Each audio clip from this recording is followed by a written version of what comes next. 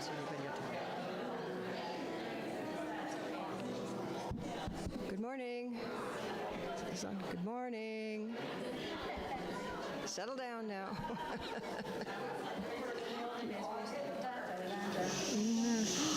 Oh, somebody's shushed up. Good morning, and welcome to Westside Unitarian Universalist Church. My name is Linda Phippen, and my pronouns are she and her. As a member of the worship committee, I am pleased to be serving as the worship associate this morning. It is great to see all of you here, so many filled seats, but we also welcome you, those of you who are watching us on YouTube this morning or at some time in the future. Even though we can't see you, you are a part of our community too. If you are here in person, we hope you will join us after this service for coffee, tea, light snacks, and conversation. Here at Westside, you will find acceptance regardless of who you are. Whatever religious or spiritual path led you here, if you are a person of goodwill, you can find a place in our community. Westside is a place where caring for one another and those around us and the wider world of which we are a part in a spirit of love is central to our identity. If you check your order of service, you will find announcements about happenings at Westside and other information. If you are streaming on YouTube, announcements will have been scrolling on your screen. Announcements are also available on our website at westsideuuc.org and in our weekly e-newsletter. If you've not subscribed to our newsletter and would like to, you can use the QR code on your order of service or on the YouTube screen, or you can subscribe on the website. I do have a couple of announcements that aren't in the order of service or need a little extra attention.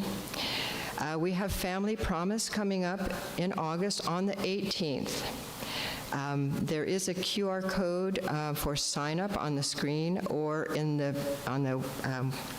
I think it's on the order of service. If not, there is a sign up in the back, and Charles Smith, who's sitting in the back there, has more information about it and what's needed. Apparently, we do need meals for dinner as usual, and set up and clean up after the meals, and we do need this time 2 people to be willing to be overnight guests. So check with Charles to see if you have any questions about this.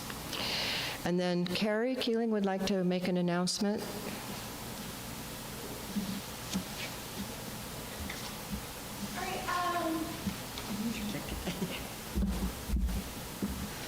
Hi. I just wanted to point out in the service, the order of service, the Power of the Purse is a Mobile Mills fundraiser, which we all, I think as a congregation, decided would be our partner in the fall, right? Yeah, in the fall. But their fundraiser, their annual fundraiser, is coming up on September 18th, so I wanted to bring some attention to it. We're really hoping to sell out this year because Mobile Mills is, of course, getting a lot of more clientele now that other programs have been cut. And so we're really hoping to be able to get a large crowd in. If you want to buy a ticket, it's $35 right now on the website. It includes dinner, a drink ticket, access to the purse sale, and access to the silent auction, which is all 100% of those proceeds go directly to Mobile Mills. And the silent auction is working with local businesses to highlight local business. I'm also taking purses and jewelry if you have any to donate. I've already gotten some donations. Thank you so much. If you have any purses and jewelry in good condition that you would like to donate, I can take those to Mobile Mills to highlight for our purse and jewelry sale. Is that awesome? All right, thank you. Thanks, Carrie. And now I'll call up Reverend Carroll to give get this, I'm really just tongue-tied here, for lighting this, never mind. The bowl. Service topic. Didn't see that coming. So good morning. Good morning. It's It's a wonky time right now. I don't know if anybody else is experiencing that.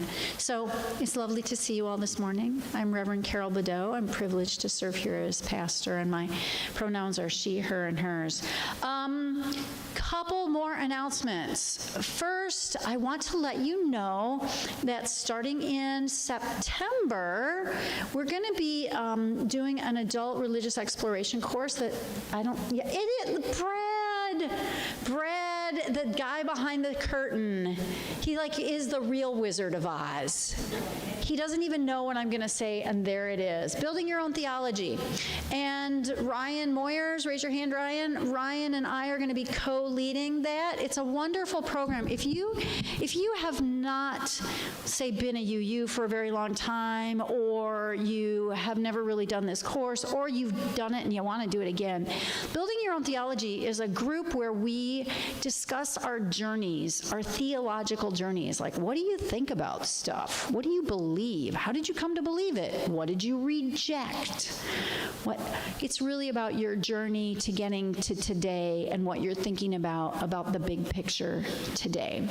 So that's going to be starting on Sunday afternoons in September. And we have one more important announcement from Morgan.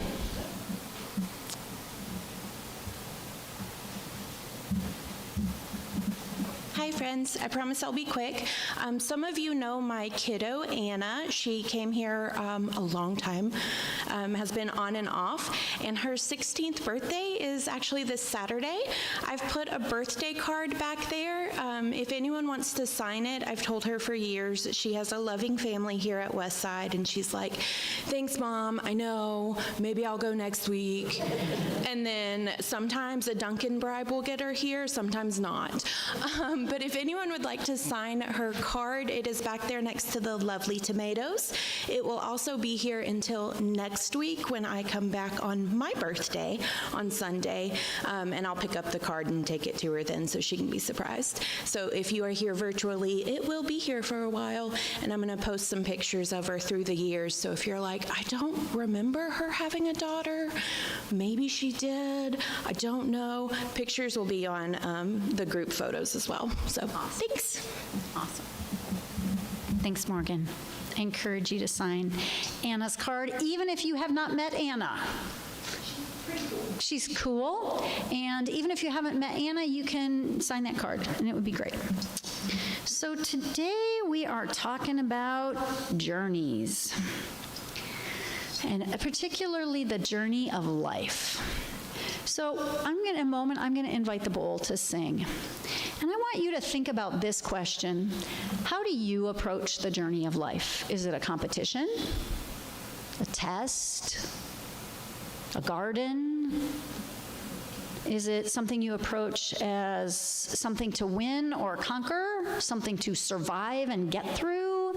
Something that's got to be all planned out and controlled, or something that you're like, I don't know, it's all good? What's your metaphor, your approach, unconscious or conscious, in your head? Because we all have one. We all have some kind of baseline attitude or strategy for dealing with life as it comes.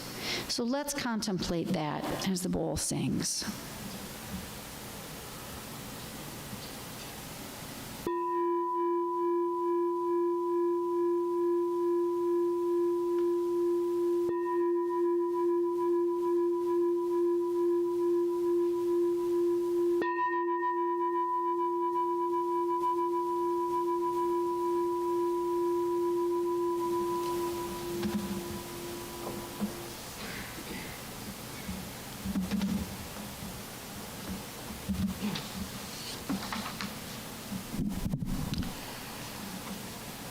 So Reverend Carol is going to light our chalice. She will also light our 2 community candles, one to recognize the sorrowful things that happened, and one to help us remember that there is good too. This morning, I was thinking, even though it has dropped from the headlines, people are still suffering from the floods in the Texas Hill Country. Some people are still missing and may never be found due to the power of the water and the masses of mud and debris left in its wake. Not to mention those who lost their homes, their belongings, their livelihoods, and their cherished pets. But on the good side, there are nonprofits and charities and volunteers that continue to help those impacted. And if you want to help, you can check charitynavigator.org. They have a list of highly rated charities that are working in the devastated area.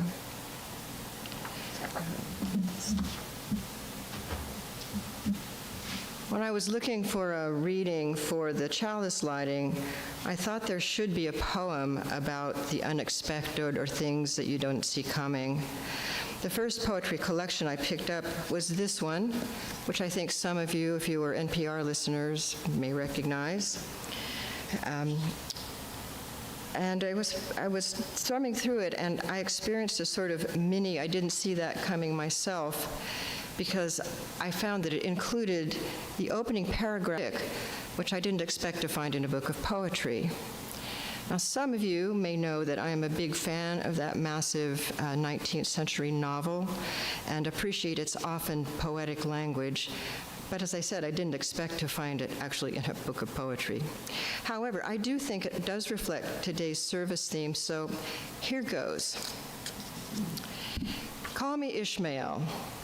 Some years ago, never mind how long precisely, having little or no money in my purse and nothing particular to interest me on shore, I thought I would sail about a little and see the watery part of the world. It is a way I have of driving off the spleen and regulating the circulation.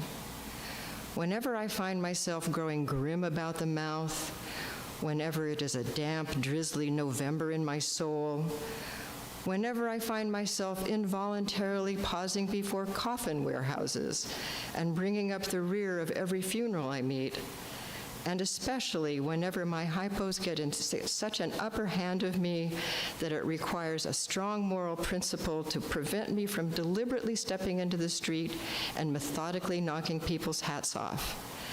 Then I account it high time to get to sea as soon as I can. Now, Ishmael was an experienced sailor and was accustomed to sign on to a ship when he felt at loose ends and down in the dumps, as he described in this passage. But he'd never been on a whaling ship, and he encountered lots of didn't see that comings, some small, some large, one enormous.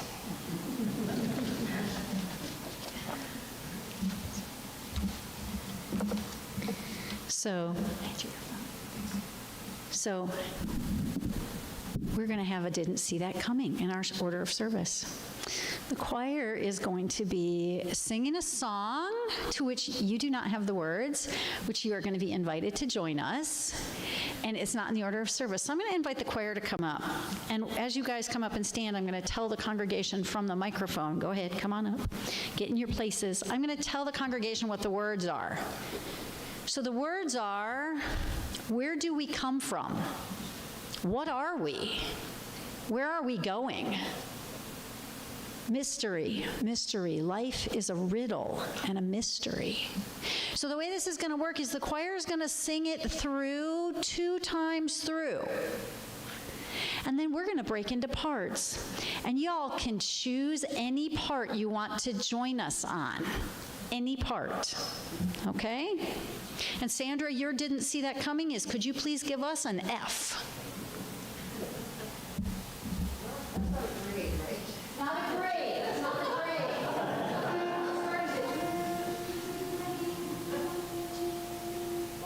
Where do we come from? What are we? Where are we going? Where do we come from?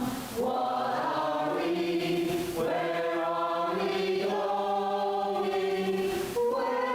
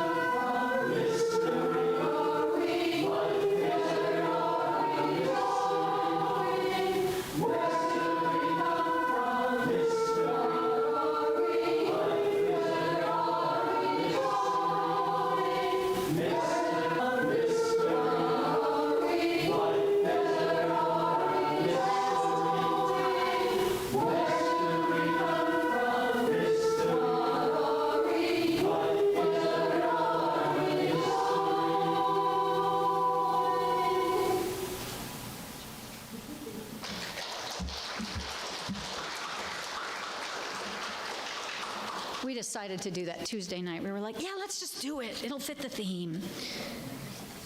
So, life is truly a mystery.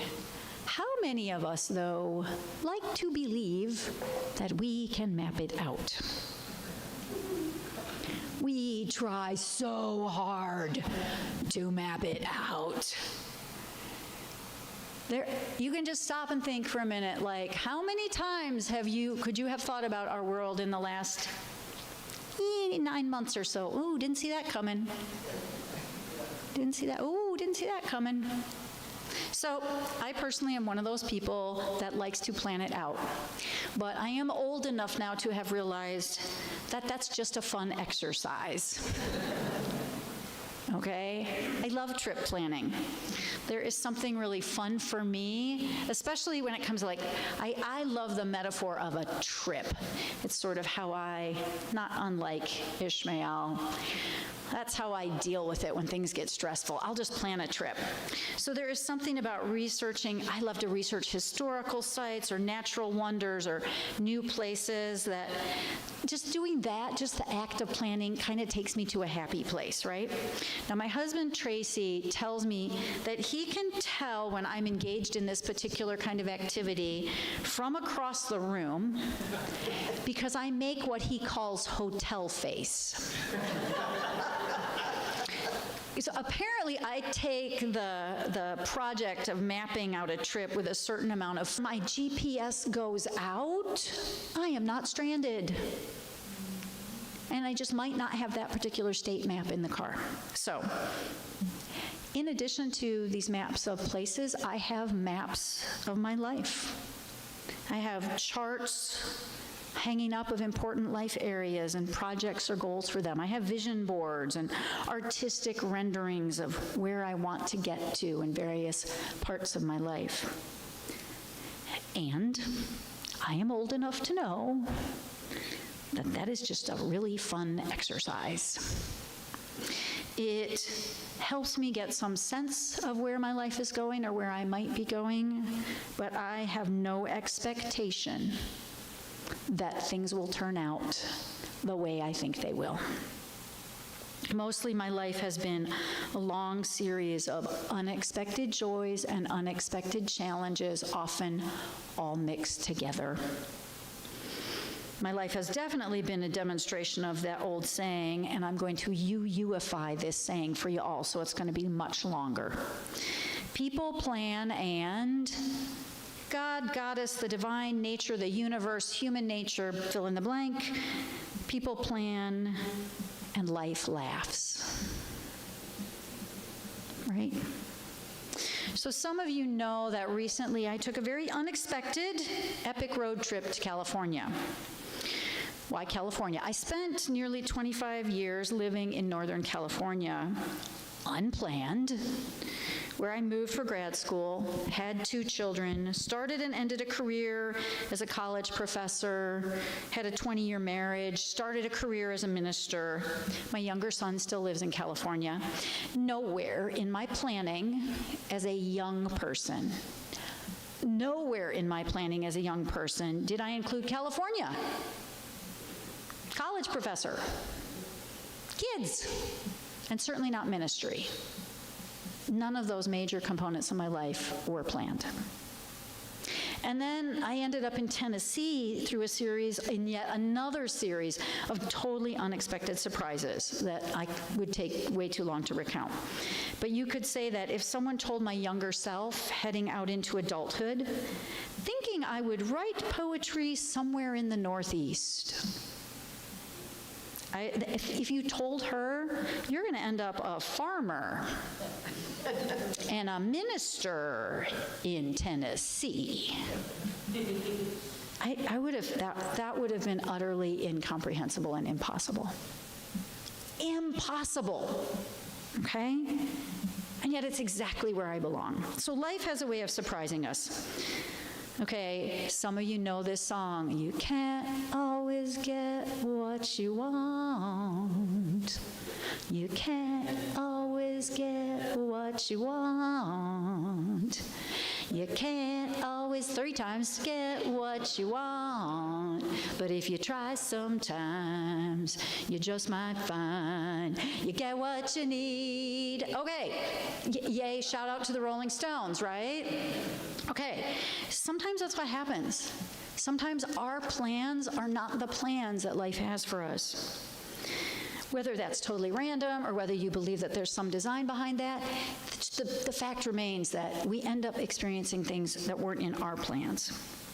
So here's a basic narrative of my recent road trip, which was filled with didn't see that coming moments, and which serves as an excellent metaphor for, at least in many ways, what I think of as a journey of life.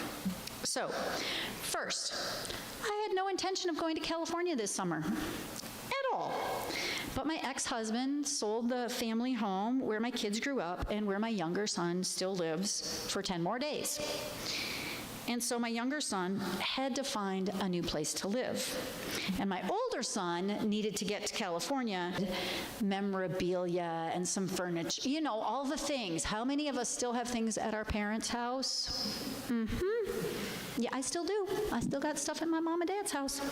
So we had, from the time we learned that the house was being sold to the time we needed to get the stuff out of the house, we had roughly 8-10 weeks. So I said, okay, didn't see that coming.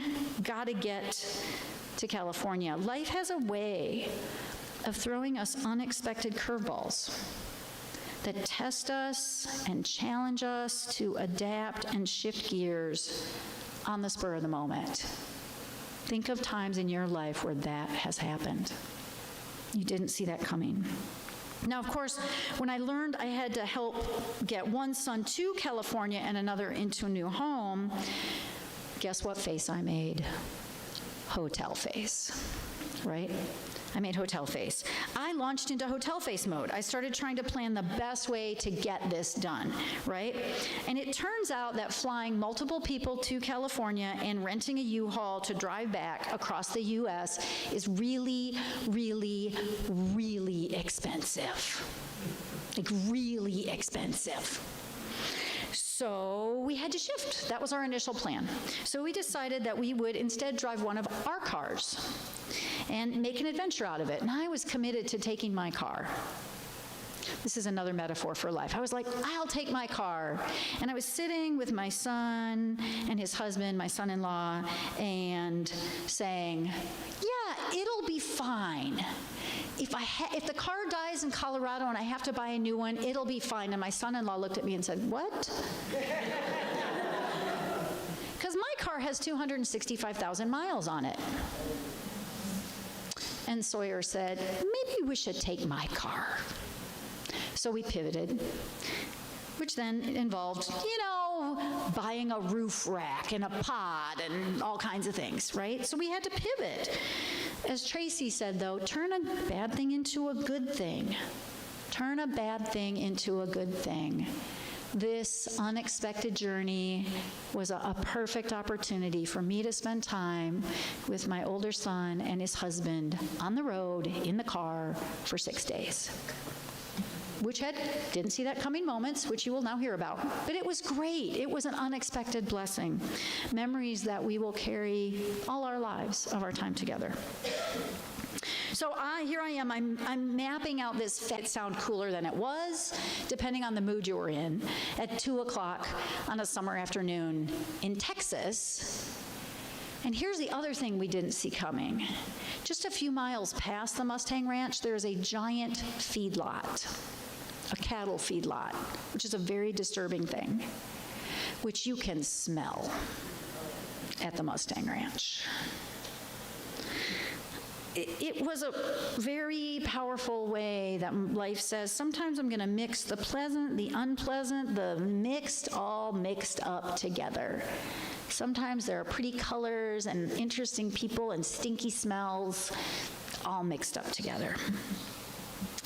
Now, from Amarillo, we headed up to Santa Fe, New Mexico, because we were excited to see the Georgia O'Keeffe Museum and the city, and we had planned the comfort of a lovely hotel room for 2 nights, okay? So we were gonna drive up to Santa Fe, spend the night, see Santa Fe and the O'Keeffe Museum the next day, spend another night, and then we were supposed to drive up to Mesa Verde, which was an awesome plan. I have always wanted to see Mesa Verde, and my older son, who is an artist, really wanted to see the O'Keeffe Museum.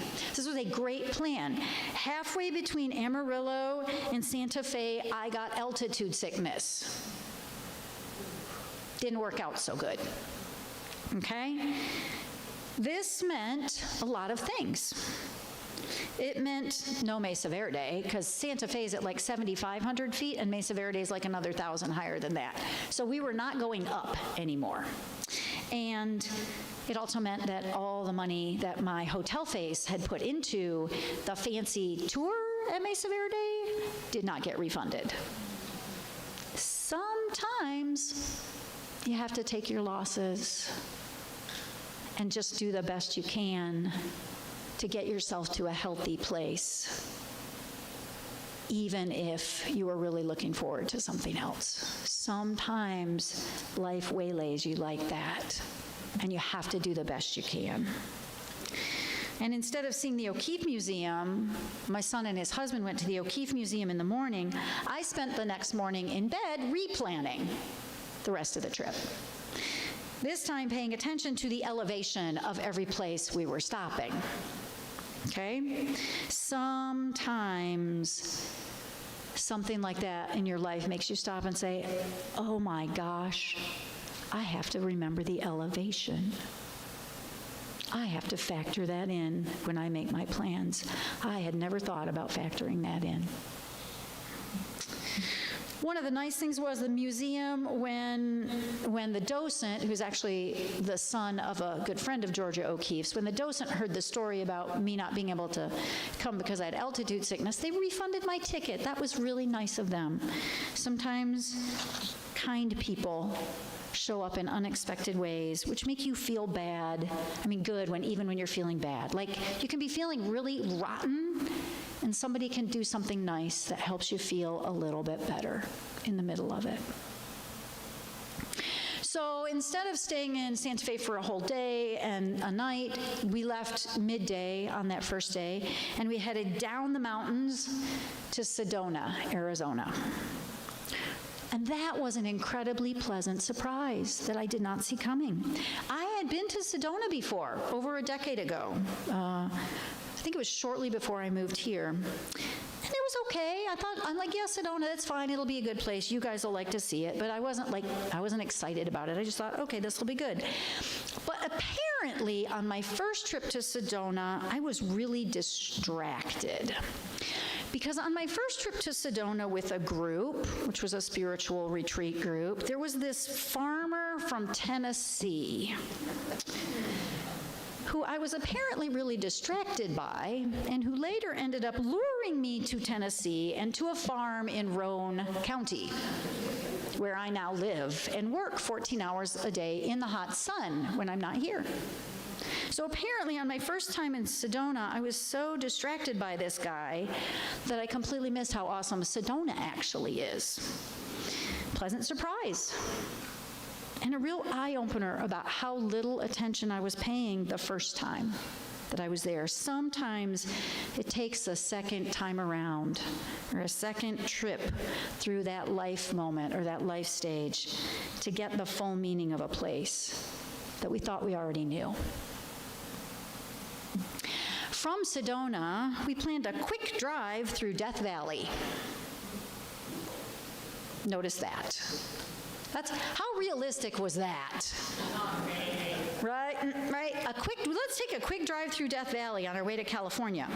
And so, after the time we spent in Sedona, we spent a night and part of a day. Then we drove up the mountain and over a pass to a little tiny place just outside of Death Valley.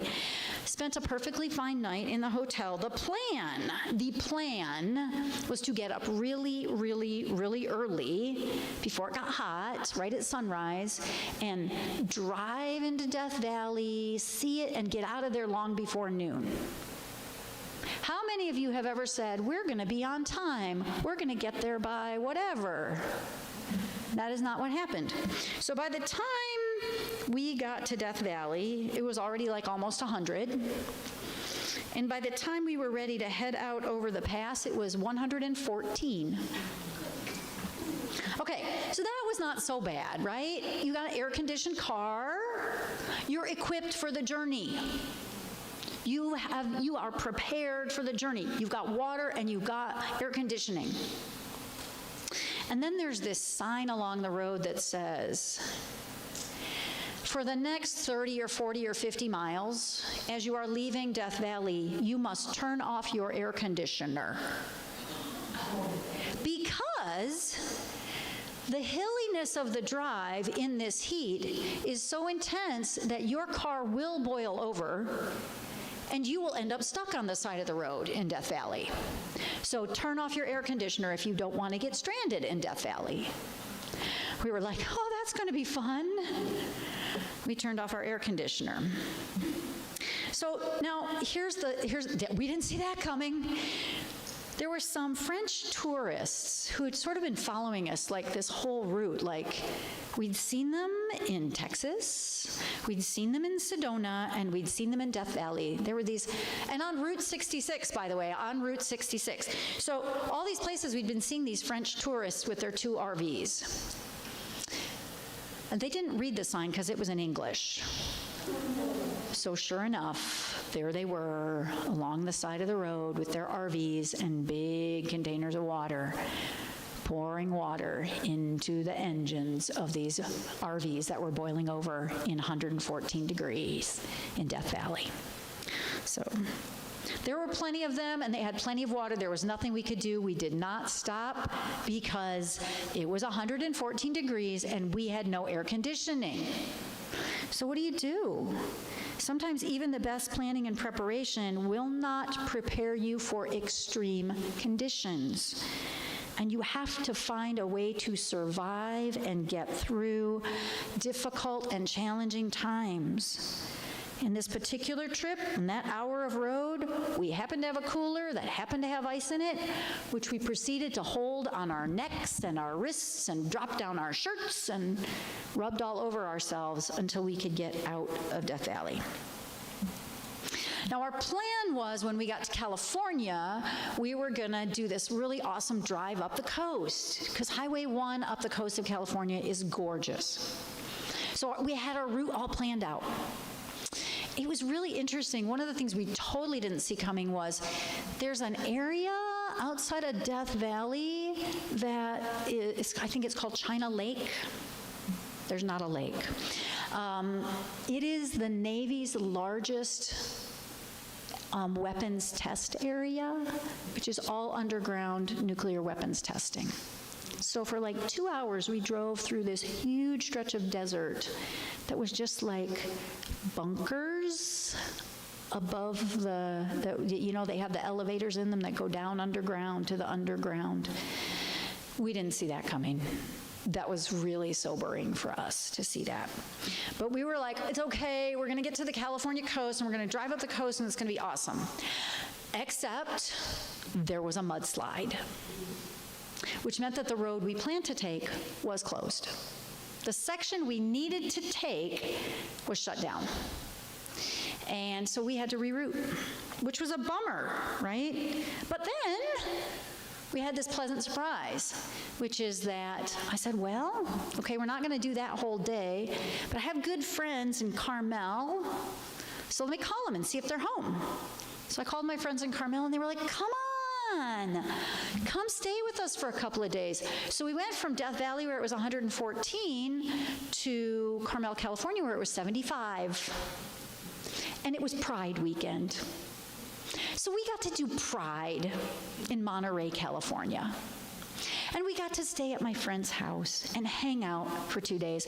And I actually got to go on Sunday morning to the church I served before I came here and visit with people and see people and attend service and just reconnect, which was awesome.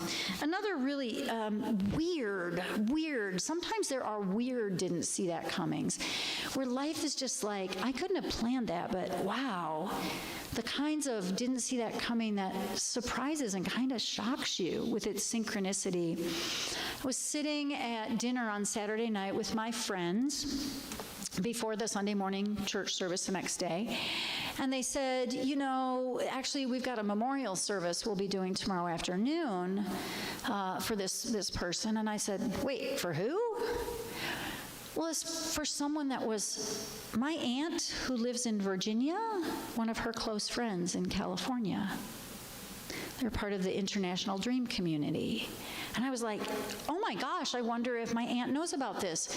So I was able to contact my aunt, tell her about the memorial service. She said, well, actually, we're having a board meeting tomorrow of the group that the two of them were both involved in. We're having a board meeting. Now I can announce it to the board. And I passed along the Zoom link for the memorial service, so that suddenly, because the road went out and I got altitude sickness and all the things happened, because all that happened, I was in the right place at the right time to pass along the right information for a community to get the news they needed to know to support one another through a challenge. Sometimes, even when we're in the wrong place, we're actually in the right place. When we think it's all gone badly and it's not right, sometimes we're right where we need to be.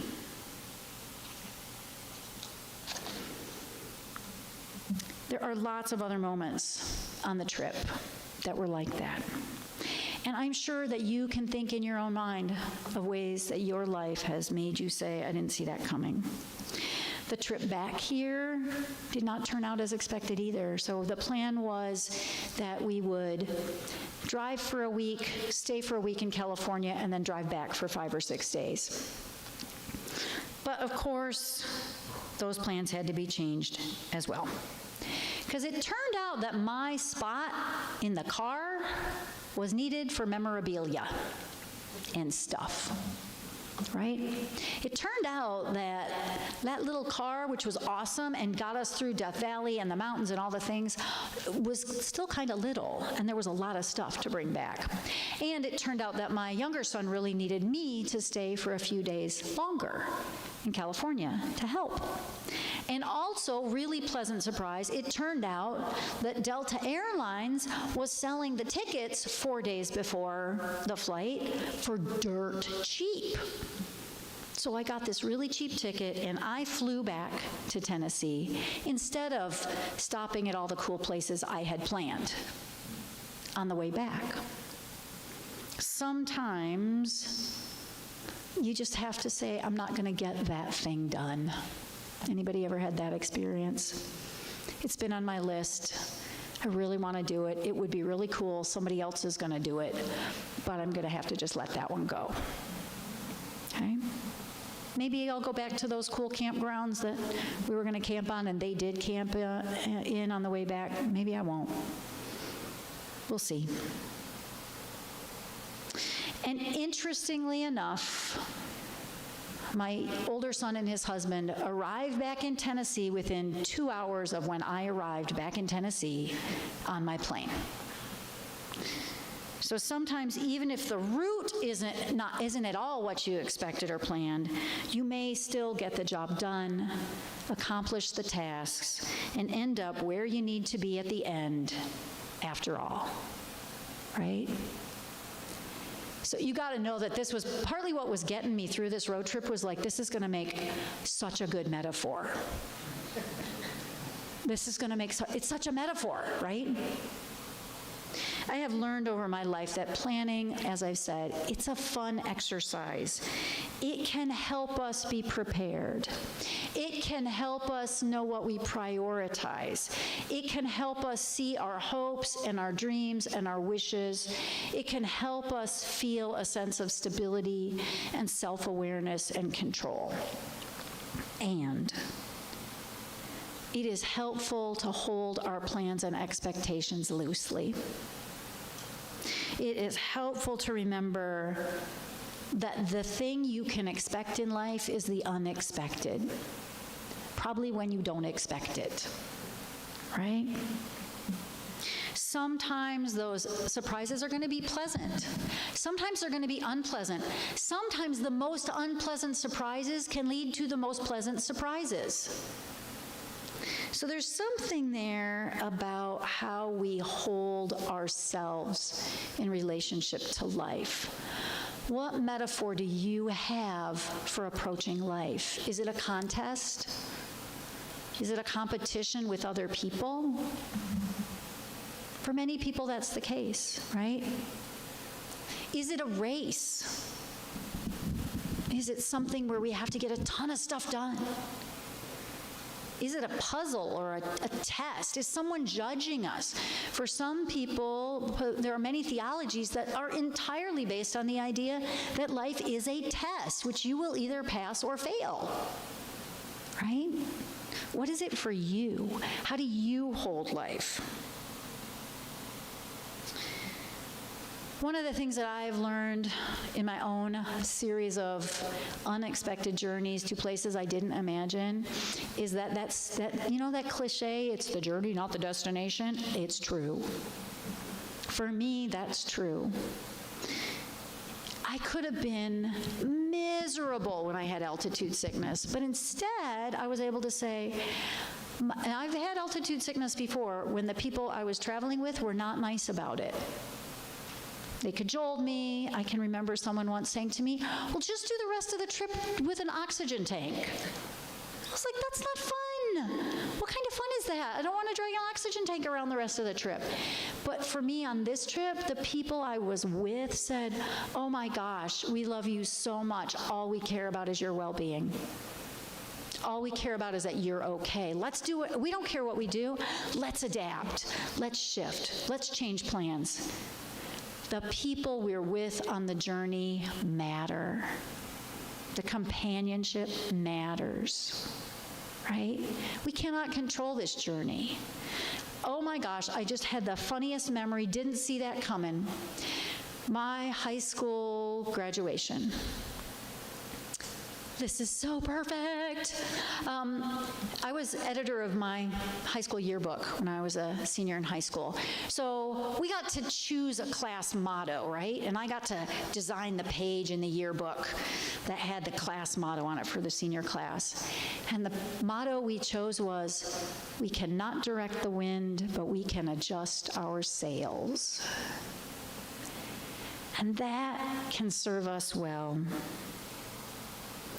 How we adjust our sails as we adapt to the twists and turns of the journey as it comes to us can make the difference between whether we feel like the journey is a horrible test, a miserable experience, or a joyful opportunity to connect and grow and learn.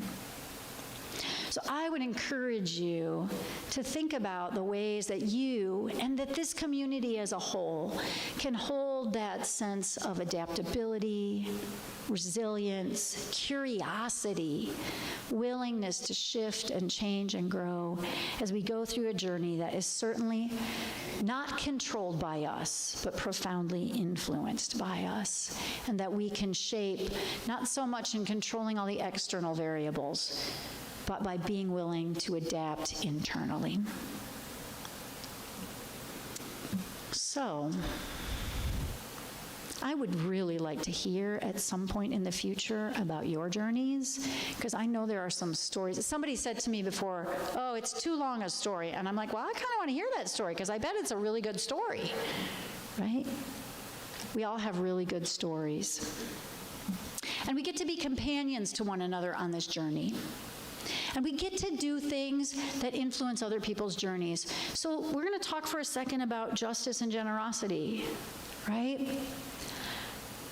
You may not know Anna, but if you sign Anna's card, you're going to influence Anna's journey. You may not have ever done Family Promise before, but if you show up for Family Promise, you're going to influence someone's journey. You could be the face in someone's bad day that turns it into a moment of hope and joy and inspiration. We have the opportunity by how we support this congregation, by how we support projects. Right now, we're in our Green Sanctuary season with our partnerships.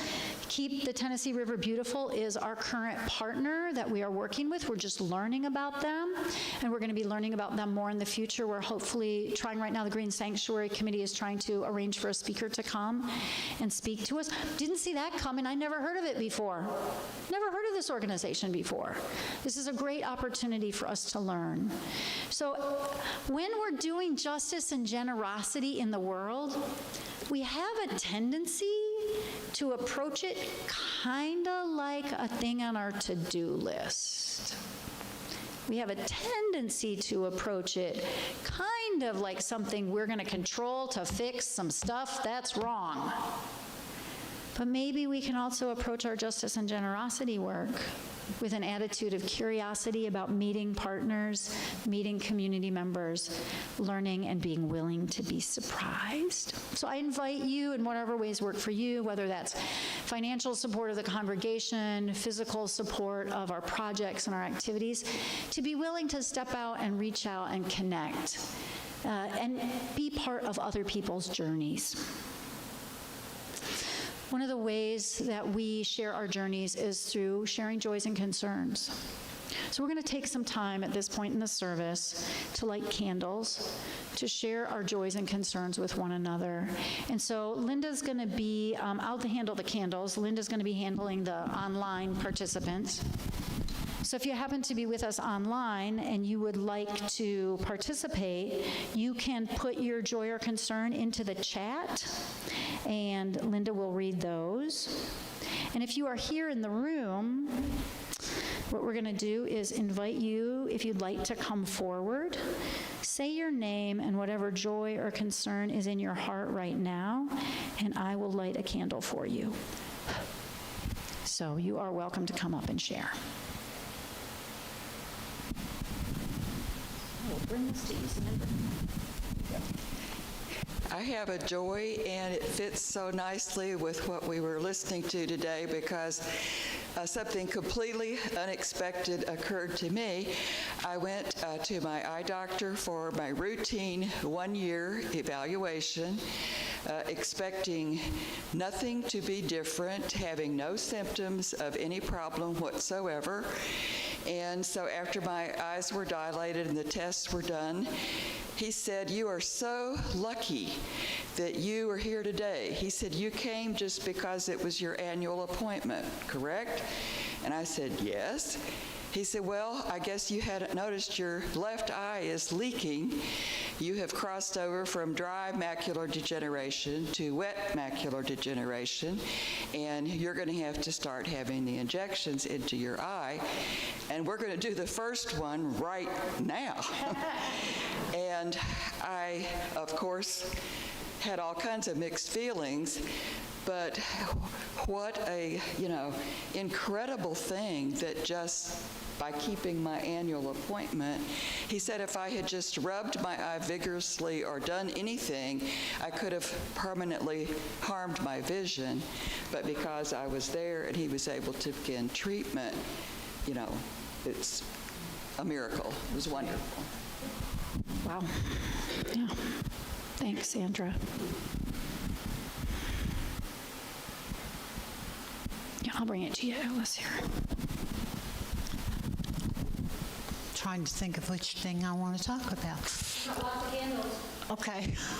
First, I'd like to say my friend Chris up in Lexington unexpectedly tripped over her, what do you call the little Swifter, and she broke, both of her knees have replacements, but she fell down on that and the replacement had to be totally redone, but the part that goes in her leg split her femur open by cracking it. So, and she doesn't have much family, so Tremaine and I headed up there and took care of her for a few days, which made us feel good that we did that. And of course, it relieved her because she didn't have any groceries or anything. And I threw the Swifter down in the base. Secondly, I have my niece's sons, all three sons have autism. And the smallest one has dwarfism, who probably never speak and all that. And I'd like everybody to keep him in your heart because they've also discovered that he has cancer. So this poor little being is having a hard, hard life, and I'd like you all to think of him and find some hope. They're saying it's inoperable, so I'm not sure where it's going to go from there. Sorry to hear that.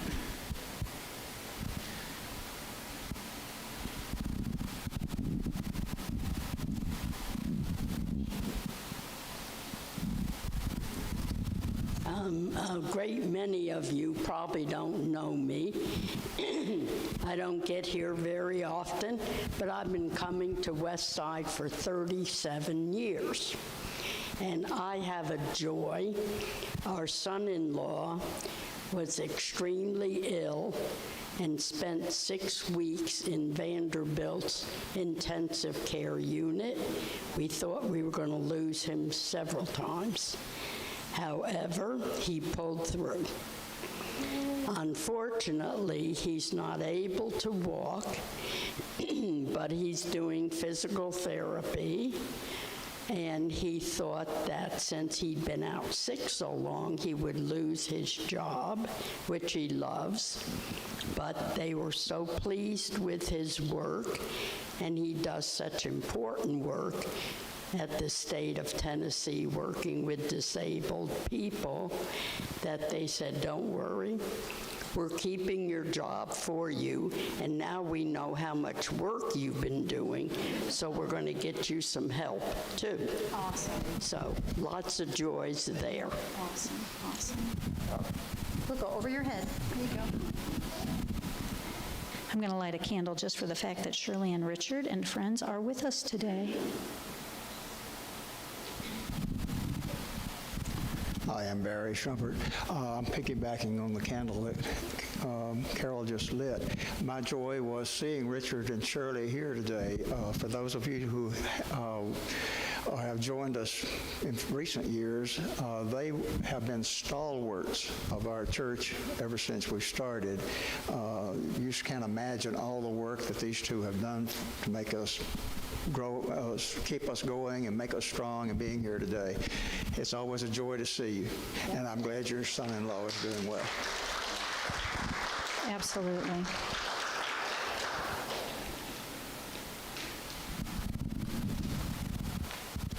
Thank you.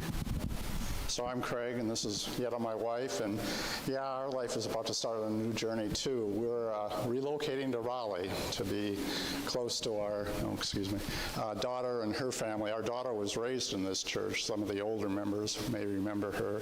So they've got 2 grandkids, or 2 sons, our grandsons, and we really want to be there while they're growing up. So But we're really going to miss you all, and we're really going to miss the Appalachian area and the music and the hiking here in the mountains.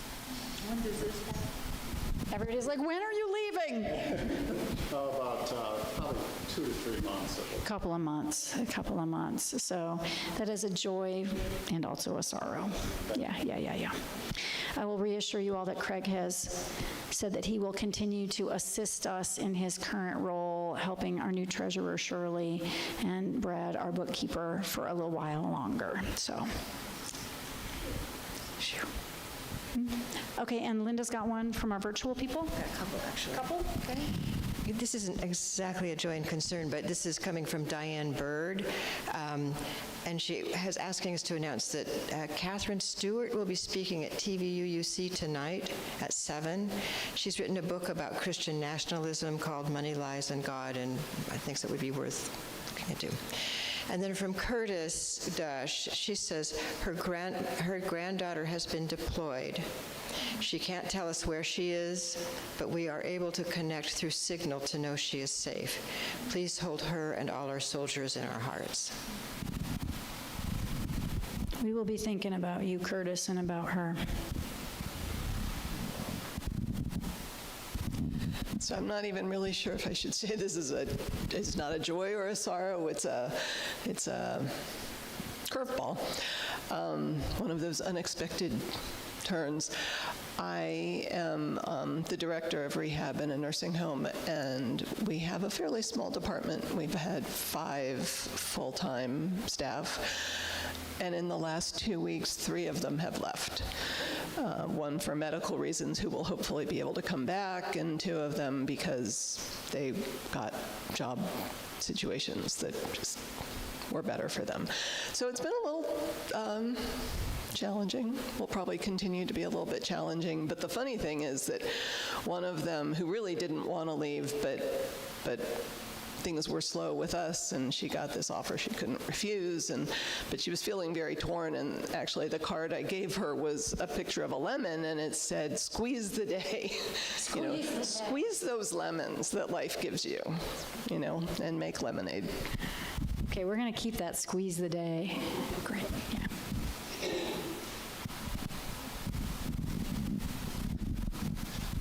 My name's Jackson. Sorry about my lack of professionalism today. Been a long 24 hours. Very, very on.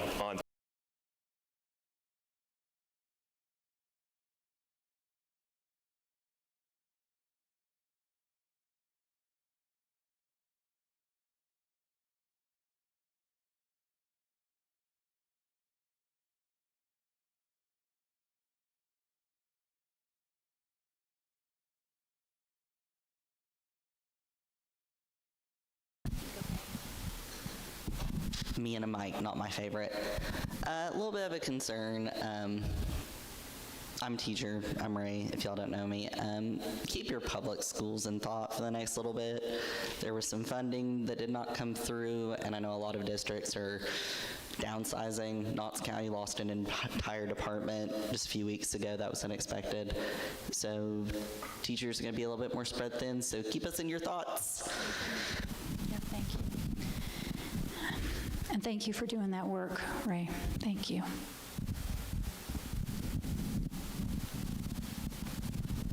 I didn't think I was going to get up here, and then I was suddenly moving, and here we are. Hi, again, I'm Morgan. I wanted to share a giant joy for the service today. Just yesterday, I was telling Anna how weird it is that she's going to be 16. She was born the day before my 16th birthday, and I always had this idea of what her life would look like, and it definitely wasn't that. Definitely didn't see us coming to a UU church that saved us from being in a hotel for a year. She is one of the first events we did with the church with Anna that some of you may remember was a pride parade downtown Knoxville. And I think the picture's probably hanging in the narthex still. And after that, that parade, we're leaving, and we were with Shannon and Helen and some other people, and Shannon and Helen had to go get the car for us because my 8-year-old child saw the protesters down the street and was like, "Mama, I'm gonna fight them. Like, we are not, they are being mean and hateful, and I'm gonna fight them."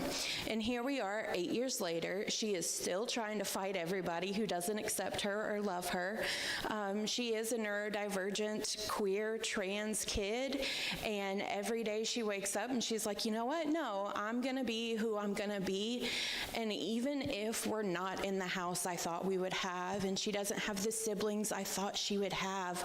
I raised my kid to be like a confident, cool person who at 16 can be like, no, I know who I am, thank you.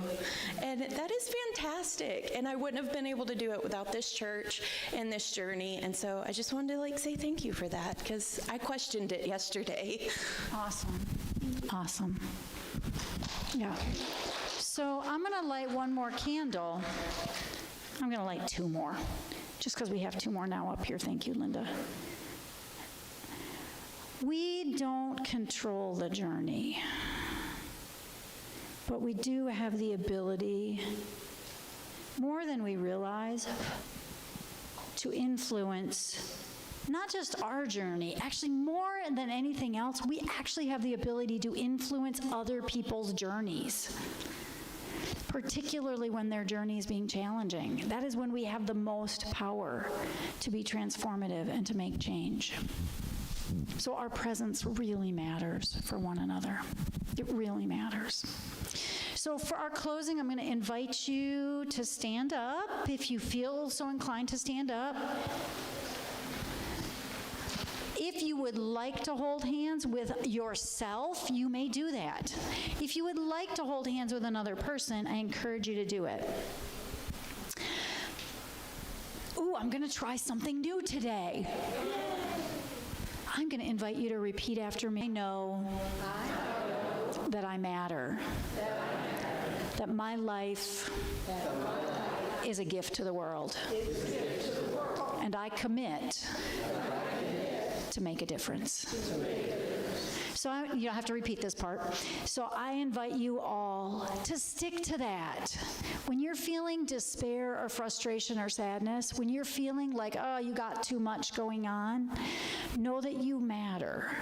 Know that you make a difference, and that you have all these people in this room who are willing to show up for you and be there for you when you need them to.